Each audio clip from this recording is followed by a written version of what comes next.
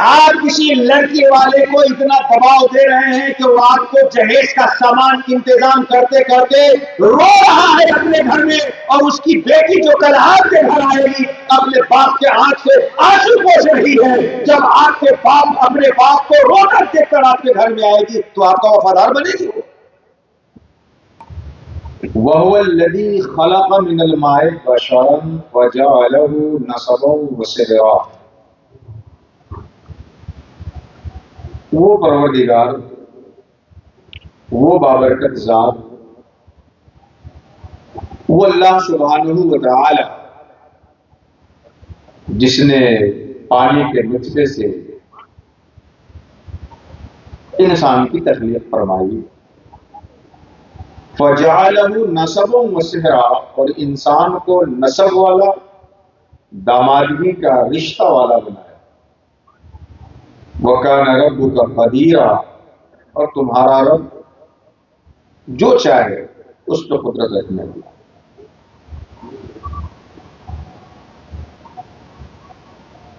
اس میں اللہ سبحانہ و تعالی نے انسان کی تخلیق کے مرحلے کا ذکر کیا، انسان کو اس نے بنایا، پھر انسان کو بنایا تو کیسا بنایا، انسان کی خصوصیت کا ذکر کیا کہ اس نے انسان کو رشتوں والا بنایا، اور پھر اللہ تعالیٰ نے اپنی قدرت کاملہ کا اظہار فرمایا، ذکر فرمایا کہ اللہ تبارک و تعالیٰ قادر ہے، شکتی اور پاور رکھنے والا ہے، جو چاہے وہ کرے، اس کے حکم پہ کوئی سوال کرنے والا نہیں، اس کی مرضی کے خلاف کسی میں کوئی گنجائش نہیں۔ یہ تو آیت کریمہ جس کی میں نے تلاوت کی ہے اس کا ترجمہ ہوا۔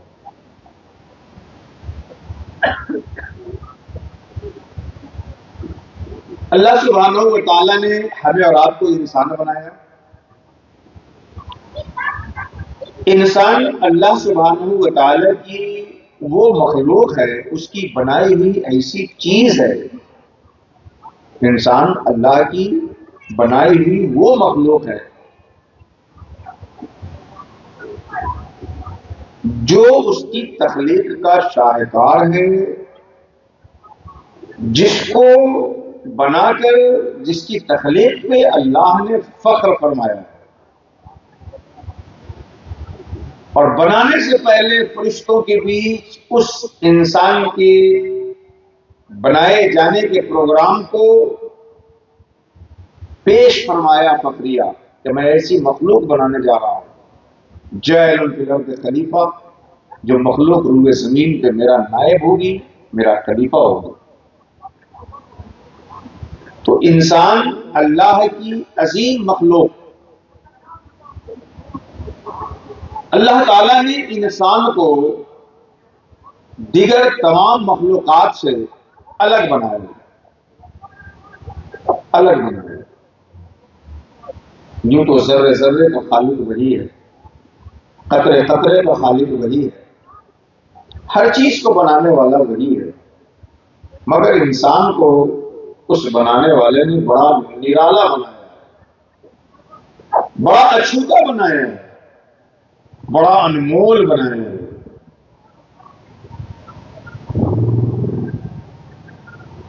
بعض روایتوں کے الفاظ تو یوں ہیں کہ ان اللہ خلق آدم علی صورتہ، اللہ نے حضرت آدم کو اپنی سب سے پسندیدہ صورت پہ پیدا فرمایا۔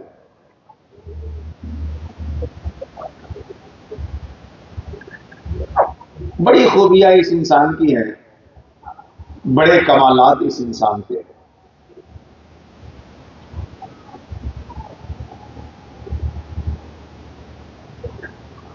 لیکن سردست ابھی جو میں انسانوں کی خوبی اور انسان کے کمالات آپ کے سامنے رکھنا چاہتا ہوں موقع کی مناسبت سے، وہ دو خوبی یہ ہے کہ انسان کو اللہ سبحانہ و تعالی نے رشتہ والا بنایا، نسب والا بنایا۔ باقی دیگر جانوروں میں رشتہ نہیں ہوتا، نسب نہیں چلتی،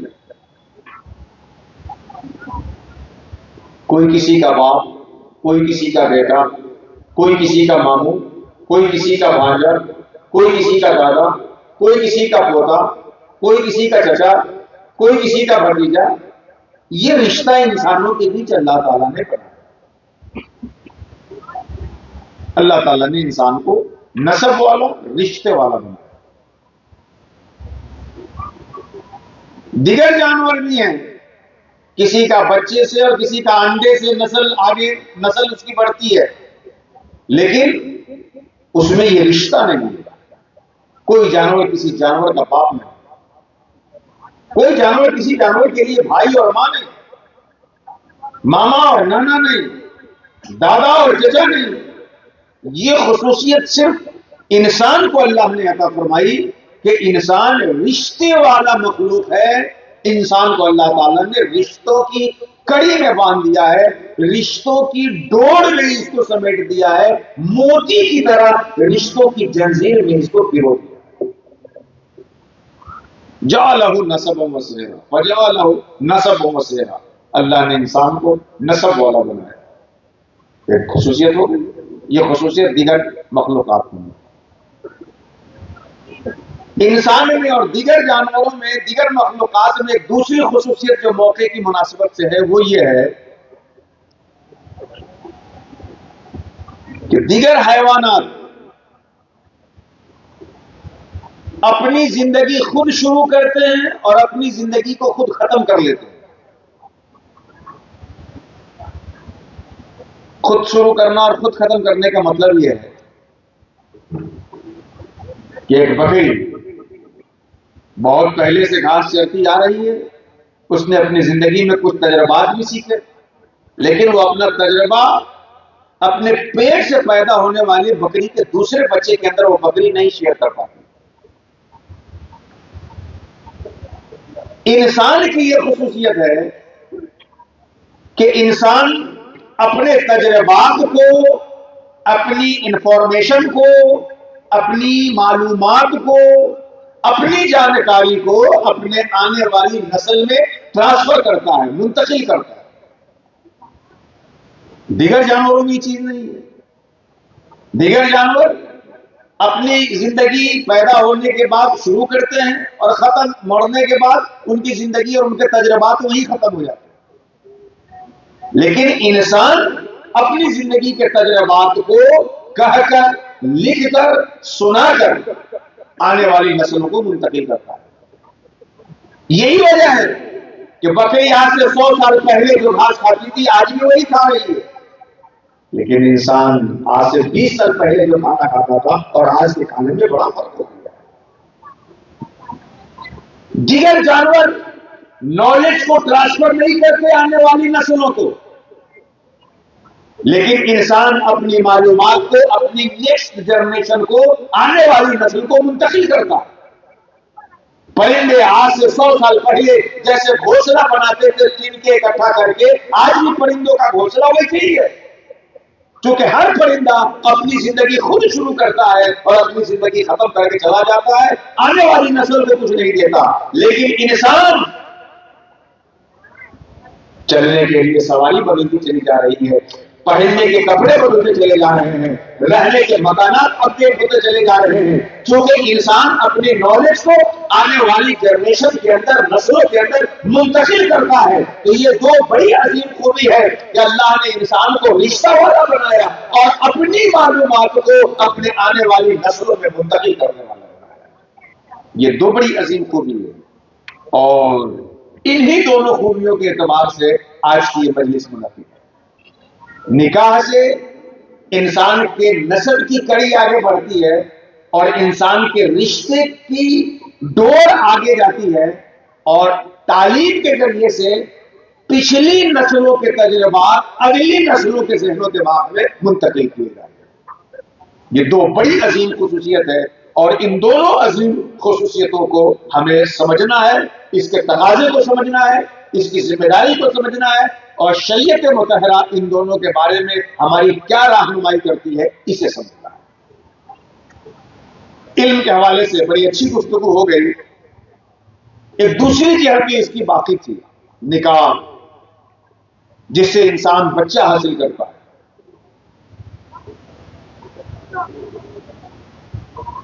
نکاح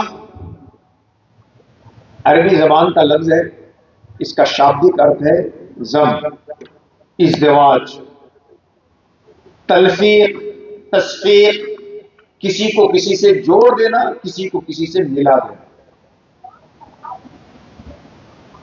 اصطلاح شرع میں دو گواہوں کی موجودگی میں کسی لڑکے کا ایسی لڑکی سے جس سے نکاح حرام نہ ہو عقد کر دینا، ایجاب و قبول کر دینا نکاح کہلاتا ہے، جوڑ دینا نکاح کہلاتا ہے۔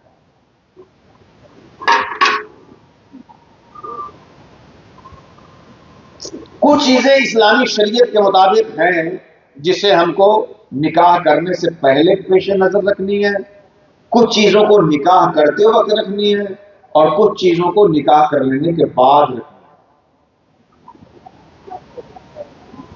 نکاح کرنے سے پہلے ہمیں اپنی نیت درست کرنی ہے کہ ہم جو نکاح کرنے جا رہے ہیں اپنا یا اپنوں کا، اس کا مقصد یہ ہو کہ رسول اللہ کی سنت ادا ہو جائے۔ آپ سنت کی ادائیگی کی نیت سے جب نکاح کریں گے اور صالح اولاد جس سے آپ کو دین اور دنیا میں فائدہ ہو اور اللہ تعالی کے احکام کی پابندی کرنے والی اولاد حاصل ہو، تو آپ اس نیت اور جذبے سے جو وقت لگائیں گے، جو پیسہ خرچ کریں گے، یہ سب پیسہ اور وقت آپ کا نام اعمال میں عبادت کے طور پہ درج ہوگا اور اللہ آپ کو اس کا صلہ دے گا۔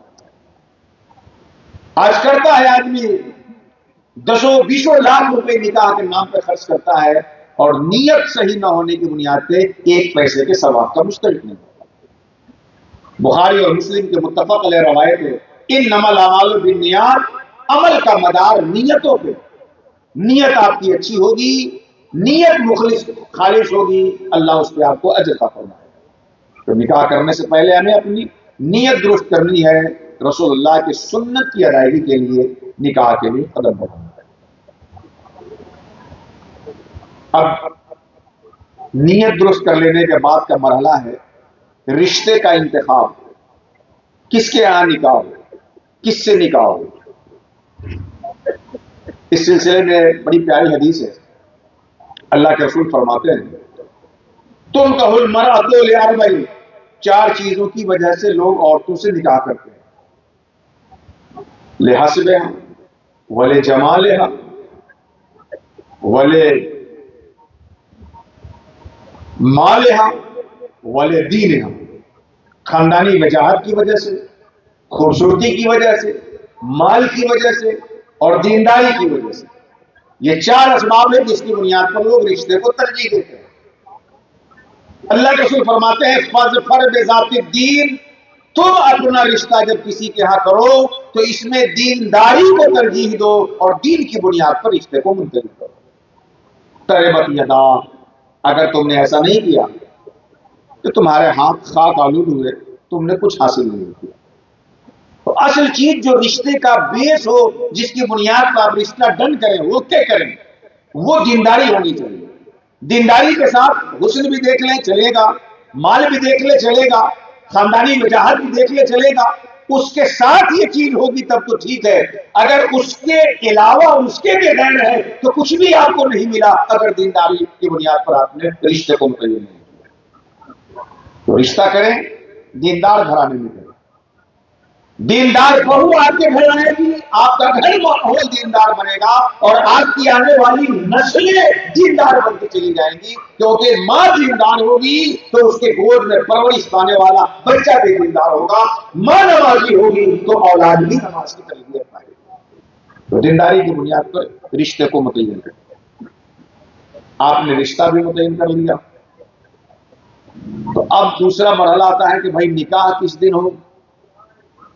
اس سلسلے میں آپ یہ بات ذہن نشی کر لیں کہ آپ لڑکا لڑکی والے دونوں رشتہ ایک دوسرے کو دیکھ کے پکا کر لیے، تو اب جس دن دونوں کی سہولت ہو اس دن آپ رکھ لیجیے، اپنی سہولت بھی دیکھ لیجیے، اپنی رشتے داروں کی سہولت بھی اور اپنے مہمانوں کی سہولت بھی، لڑکی والے ہیں تو لڑکا والوں کی، لڑکا والے ہیں تو لڑکی والوں کی سہولت دیکھ لیجیے، اور اللہ کی ذات پہ یقین رکھتے ہوئے آپ اپنے رشتے کو آگے بڑھائیے۔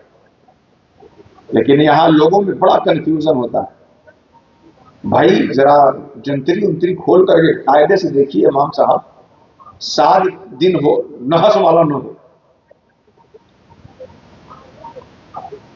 اگر 2026 میں ڈیٹ فائنل کرنی ہے شادی کی تو جب تک اس کی جنتری آپ کو نہیں ملتی، اب تو خیر یہ چیزیں کم ہو رہی ہے لیکن میں بتا دوں تب تک آپ رشتہ مکت نہیں کریں گے، ڈیٹ فائنل نہیں کریں گے. بھائی کیوں؟ پتہ نہیں دن کیسا ہے.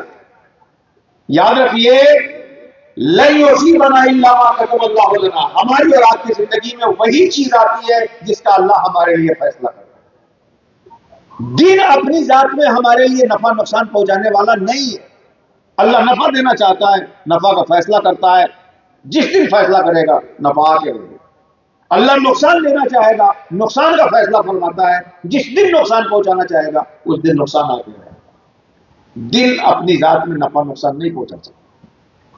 اس لیے ساد اور ناس، اللہ ساد بنا دے گا تو دن ساد ہو جائے گا، اللہ منحوس کر دے گا تو سب منحوس ہو جائے گا. اللہ کی ذات پر بھروسہ کیجیے. بخاری کی روایت ہے، حدیث قدسی ہے، اللہ کے رسول فرماتے ہیں انا عند ظن عبدی بی، میں اپنے بندوں کے گمان کے مطابق. آپ اپنے رب سے اچھا گمان رکھیے، اچھا فیصلہ رکھیے، اچھا یقین رکھیے، اچھا اعتماد رکھیے، اللہ آپ کے لیے ساری چیزیں اچھی کر دے گا. تو دل اپنی سہولت کے مطابق دیکھ کر کے فائنل کر لیں. یہ چیزیں ہو گئی جو نکاح سے پہلے کرنی ہے.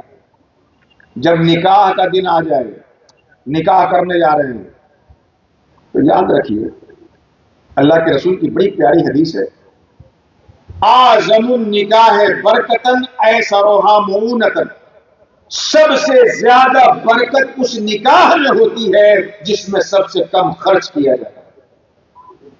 جتنا کم خرچ کریں گے نکاح میں اللہ اتنی برکت عطا فرمائے گا. اور آج ہمارا معاملہ کیا ہے کہ جی نکاح کوئی بار بار تھوڑے زندگی میں ہوتا ہے. ہم بھی کہتے ہیں کہ ٹھیک ہے بار بار نہیں کیا جاتا عام طور پہ، لیکن اس کا یہ مطلب بھی تو نہیں ہے کہ ایک بار ہوتا ہے تو اسی ایک بار میں اتنا پس جاؤ گے زندگی بھر نہ اٹھنے پاؤ. جنازہ بھی تو آپ کا بار بار نہیں اٹھے گا، ایک ہی بار اٹھے گا، تو اس کی کتنی تیاری کرتے ہیں. جنازہ بھی تو ایک ہی بار اٹھے گا صاحب، بلکہ نکاح میں تو کبھی کبھی کئی بار کی نوبت آ بھی جاتی ہے. جنازہ میں تو یہ نوبت بالکل نہیں، وہ ایک ہی بار متعین. تو جنازے کی تیاری کیوں نہیں کرتے؟ اس کے لیے کیوں نہیں فکر کرتے؟ ایک ہی بار جو نکاح ہونا ہے، ایک ہی بار نکاح ہونے کا مطلب کہ سب خرافات کرنے لگی. نکاح کے دن آپ حتی الامکان کوشش کریں کہ خرافات سے بچیں اور کم خرچ میں نکاح کرنے کی کوشش کریں. اچھا ایک بات میں عرض کرتا چلوں کہ ڈیٹ جس دن رکھتے ہیں اس دن تو خوب ساد نحس دیکھتے ہیں کہ کہیں منحوس دن نہ آ جائے، نقصان نہ ہو جائے. اور جب عین نکاح کا دن رہتا ہے تو سارے خرافات کرتے ہیں. اس دن کیوں نہیں ڈرتے کہ اللہ کے منع کیے ہوئے کام کو آج نکاح کے دن کیا جا رہا ہے، کہیں نکاح منحوس نہ ہو جائے. تو نکاح کے دن ہر اس کام سے بچیے جس سے اللہ نے منع کیا ہے. اور نکاح کے دن عام طور پہ دیکھا گیا ہے کہ جو لوگ نمازی عام دنوں میں رہتے بھی ہیں، گھر میں شادی بیاہ کی آ گئی کہ ان دنوں کی ساری نماز بھول جاتا ہے. نکاح کی مصروفیت یا کوئی مصروفیت ہماری یہ کہ فرائض کی ذمہ داری ہے اسے ادا کرنا چاہیے اور نکاح کو کم سے کم خرچ میں کرنے کی کوشش کریں. آج ہمارا اور آپ کا معاملہ یہ ہے کہ دوسرا کا دیکھا دیکھی، دوسروں کا دیکھا دیکھی. اس نے 50,000 کا ٹینٹ لگایا تھا اپنے شادی میں، میں 1,00,000 کا لگایا. وہ اپنی بیٹی کی شادی میں یا اپنے بیٹی کی شادی میں یہاں تک سجوایا تھا، میں پورے گاؤں کو سجواتا ہوں، لائٹنگ کرواتا ہوں. بھائیو آپ کو اگر مسابقت ہی کرنی ہے، ایک دوسرے سے آگے بڑھنے کا جذبہ ہی رکھتے ہیں تو نیکی کے کاموں میں آگے بڑھنے کی کوشش کرے. گناہ میں شرکت کرنا یہ کون سی جوان مرضی ہے؟ تو نکاح جس دن ہو رہا ہو اس دن کوشش کیجیے کہ کم سے کم خرچ میں نکاح کیا جائے اور شریعت کے اصول کے مطابق نکاح کیا جائے، خرافات سے بچتے ہوئے نکاح کیا جائے. اور نکاح میں جو بارات ہے 200 300 400 والا، اس تصور کو کم کیجیے. ایک تو لڑکی والے سے کیش لے لیتے ہیں، پھر سامان اپنی فرمائش کے مطابق۔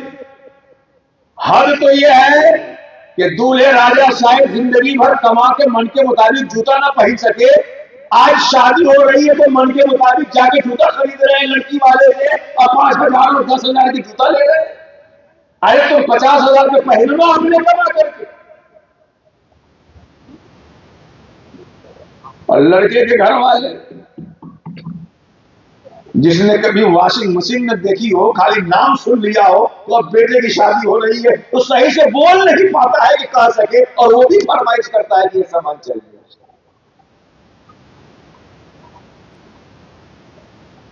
آپ کسی لڑکی والے کو اتنا دباؤ دے رہے ہیں کہ وہ آپ کو جہیز کا سامان انتظام کرتے کرتے رو رہا ہے اپنے گھر میں، اور اس کی بیٹی جو کل آپ کے گھر آئے گی اپنے باپ کے آنکھ سے آنسو پوچھ رہی ہے۔ جب آپ کے باپ اپنے باپ کو رو کر دیکھ کر آپ کے گھر میں آئے گی تو آپ کا وفادار بنے گی؟ جس کی بیٹی کو گھر میں بہو بنا کے لا رہے ہیں وہ اپنے باپ کے آنسو پوچھ کر کے آپ کے یہاں آ رہی ہے۔ انہی کی فرمائش نے میرے باپ کو رونے پہ مجبور کیا، وہ آ کر کے آپ کو وفادار بنے گی؟ وہ آپ کے بیٹے پہ کنٹرول کرے گی، ہائی جیک کرے گی، اور آپ کا بیٹا چھین لے گی آپ سے۔ تو اب بعد میں کہیں گے مولانا صاحب کوئی تعویذ دے دیجئے، مفتی صاحب ہمارے بیٹوا کو سمجھا دیجئے۔ جب نکاح کے وقت سمجھایا جا رہا تھا تو نہیں سمجھ میں بات آ رہی تھی، اور جب جادو کام کرنے لگا تو اب تعویذ مانگنے لگے۔ خدا کے واسطے مسلمانوں، پیسے کی لالچ ہے، تجارت کرو، بزنس کرو، جائز پیشہ کر کے مونگ پھلی بیچو، پوچھی نہیں ہے تو کیلے بیچو، بناؤ گھر میں واشنگ مشین خریدو۔ خدا کے واسطے نکاح کو پیسے کا ذریعہ مت بناؤ، نکاح کو پیسے کا ذریعہ مت بناؤ، نکاح کو نئی نسلوں کی بہترین پرورش اور آنے والی نسلوں کے حصول کا ذریعہ بناؤ۔ نکاح کو کم سے کم خرچ میں کیجیے، اور نکاح کے نام پہ جو آپ پیسہ پانی کی طرح بہا رہے ہیں اس کو بچائیے، تاکہ اپنے بچوں کو بہترین تعلیم دے سکے اور بچے ہمارے انعام کے مستحق بن سکے۔ نکاح کے نام پہ جو پیسے پانی کی طرح بہا رہے ہیں اسے پرہیز کیجیے۔ دولہے کے ساتھیوں کا بھی عجیب مزاج ہوتا ہے، دو ساتھی ہے تو دونوں 5,000 کا پٹاخہ الگ الگ چھوڑے گا، ہاں دولہا کے سامنے جا کے چھوڑے گا کہ دیکھ لے کہ ہاں ہم پٹاخہ چھوڑ رہے ہیں۔ دوست کی شادی میں ہم 5,000 کا پٹاخہ بھی چھوڑ دیتے ہیں، اور سال بھر کے بعد اسی بچے کی اور اسی دوست کی جب لڑکا پیدا ہوتا ہے، لڑکی پیدا ہوتی ہے، تو کوئی پڑھنے کے لیے اس بچے کو 5 روپے کا پینسل نہیں دے گا۔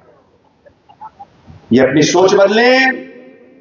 جب تک آپ اپنی سوچ نہیں بدلیں گے اللہ آپ کی زندگی نہیں بدلے گا، آپ کے حالات نہیں بدلیں گے۔ جو کام آپ کر سکتے ہیں وہ خود نہیں کریں گے۔ شادی میں پیسہ برباد کرنے کے بجائے ضرورت کے مطابق استعمال کر کے ان پیسے کو بچوں کی پڑھائی پہ لگائیے، یہ آپ کر سکتے ہیں، یہ نہیں کریں گے۔ اور جو نہیں کر سکتے ہیں اس پہ چائے کی دکان پہ تبصرہ کریں گے بیٹھ کر۔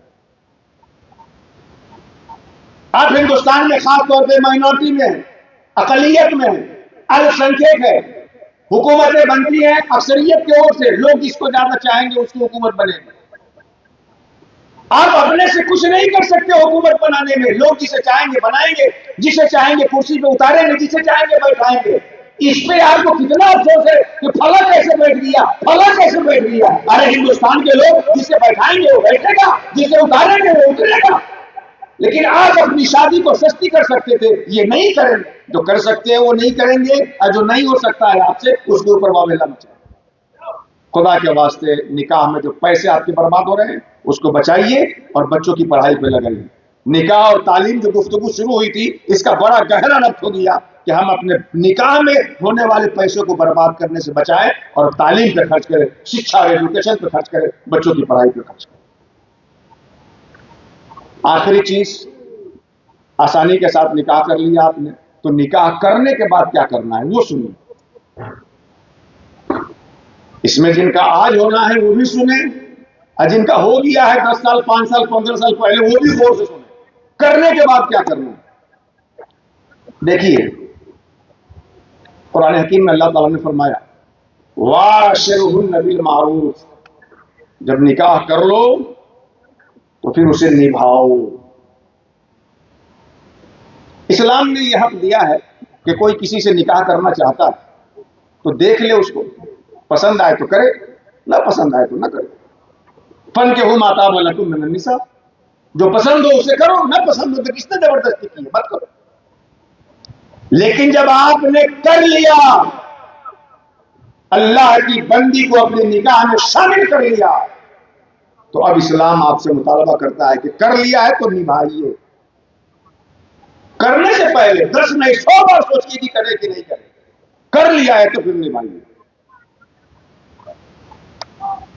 اس دنیا کی خصوصیت ہے کہ جب تک وہ نہیں ملی رہتی ہے بڑی اچھی لگتی ہے، مل جانے کے بعد اسے طبیعت آہستہ آہستہ الگ ہونے لگتی ہے۔ یہ پوری دنیا کی خصوصیت ہے۔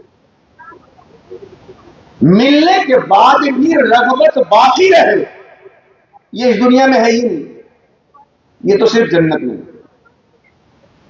آپ جس کپڑے کو پہن کے بیٹھے ہیں، جب خریدنے گئے تھے تو وسترالے میں کپڑے کی دکان میں دکان والے نے جتنے تھان دکھائے تھے سب میں جو پسند آیا تھا وہی خرید کے لائے تھے، اور 2-4 بار صاف کر دینے کے بعد، دھل دینے کے بعد، یار اس سے پہلے والا جو تھان دکھایا تھا وہ والا اچھا تھا، بیکار اس میں سے۔ یہ تصور ہوتا ہے کہ نہیں ہوتا؟ جو موبائل آپ کے پاس ہے، جو اب آپ لینے گئے ہوں گے تو اس وقت جتنا ماڈل تھا سب میں اچھا آپ کو لگا وہ لیے تھے نا۔ 6 مہینے کے بعد، سال بھر کے بعد جب دوسرا ماڈل آ گیا تو اب آپ کہیں گے وہ تو فلاں کے کہنے کی وجہ سے ہم آ گئے تھے اس کے چکر میں، ورنہ یہ ہم کہاں لینے والے۔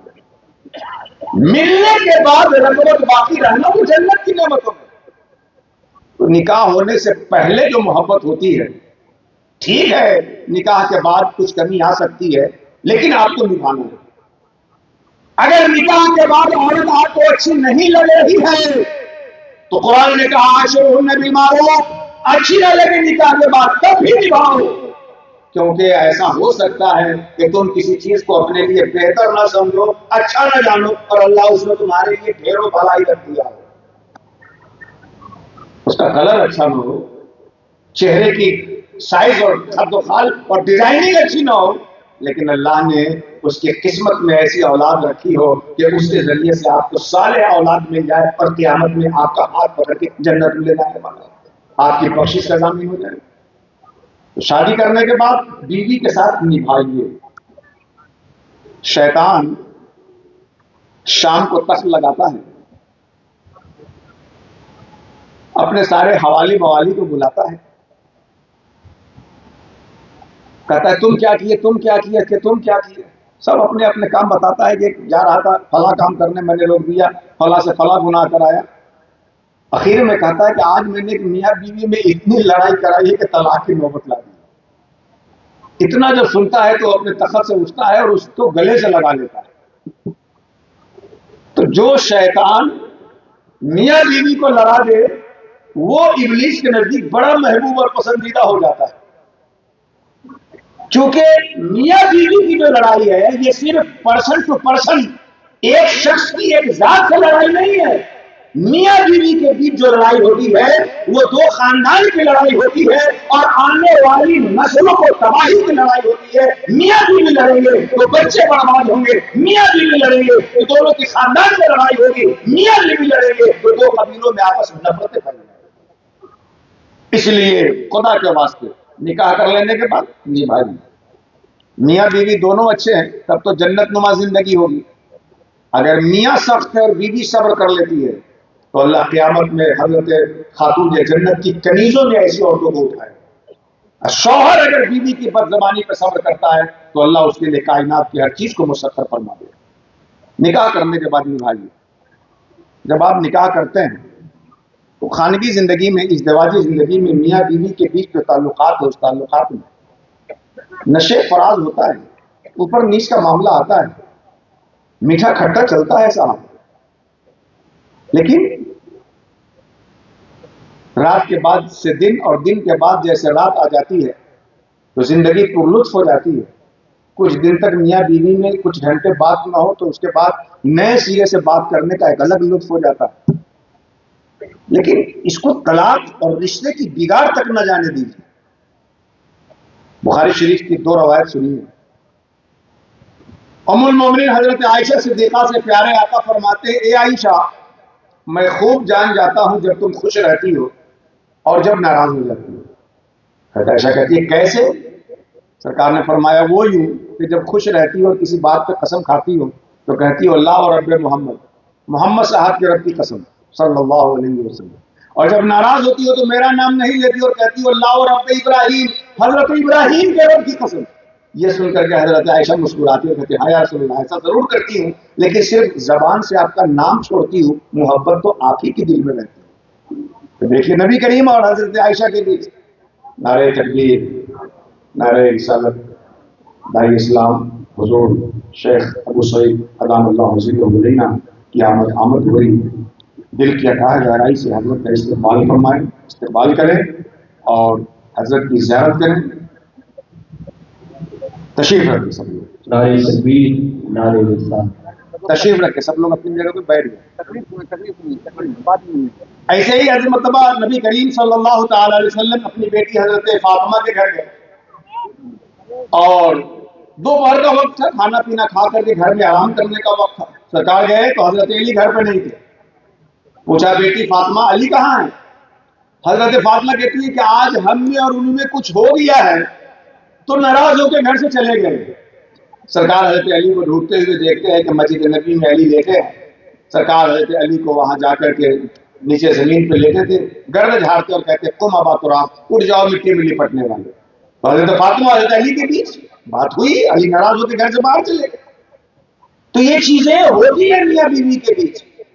آپ نکاح کریں گے، جو نکاح کر چکے ہیں اس کو محسوس کریں گے، میاں بیوی کے بیچ یہ چیز ہوتی ہے، لیکن ایسی چیزیں جب ہوں تو ان کو آپس میں طلاق تک لے جانے کے بجائے چند دنوں میں رہ کر کے اس کو معاملے کو رفع دفع کر دیں۔